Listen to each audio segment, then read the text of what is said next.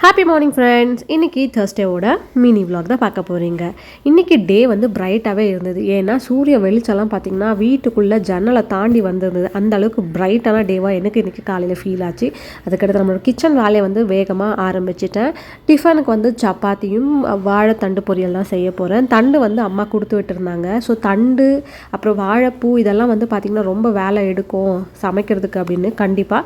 ஆனாலும் இந்த மாதிரி மார்னிங் டைமில் செய்கிறது வந்து கொஞ்சம் வேகமாக பண்ணணும்னு நினச்சேன். ஸோ அது மாதிரி கொஞ்சம் வேகமாக தான் ஸ்டார்ட் பண்ணேன்.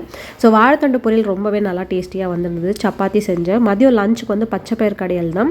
ஸோ பச்சைப்பயிறு அப்புறம் தக்காளி வெங்காயம் பூண்டு பச்சை மிளகாய் ஒரே ஒரு கொட்டை அளவுக்கு புளி சேர்த்துருக்கேன். கொஞ்சமாக உப்பு மஞ்சப்பொடி எல்லாமே சேர்த்து நல்லா வேக வச்சு அதுக்கடுத்து ஆற வச்சு நல்லா கடைஞ்சி கொஞ்சமாக கருவேப்பிலை கடுகு எண்ணெய் அப்புறம் பெருங்காயம் எல்லாமே போட்டு தாளித்து நம்ம நல்லா குழம்பு கொதிக்க விட்டு எடுத்தோம்னா போதும். சாதத்தோட கொஞ்சமாக நெய் போட்டு இந்த குழம்பு ஊற்றினா சூப்பராக இருக்கும்.